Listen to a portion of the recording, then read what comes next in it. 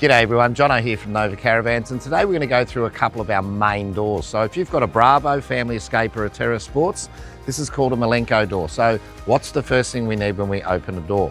The key. So the door handle simply flips open, comes back. Now the beaut thing with these Milenco doors, they're actually a quad lock door and the fittings are stainless steel, so very, very strong. When you want to divide the door, you simply pull this little trigger over, and now I've got a nice security door. We've got our outside light for nighttime. We've also got a double pull-out step being a Terra Sports. And the handy thing is with this little step too, there's even a blue illuminated light built in. The thing I personally love, it's got a built-in blind. Remember the older Caravans that used to have curtains and they'd fade?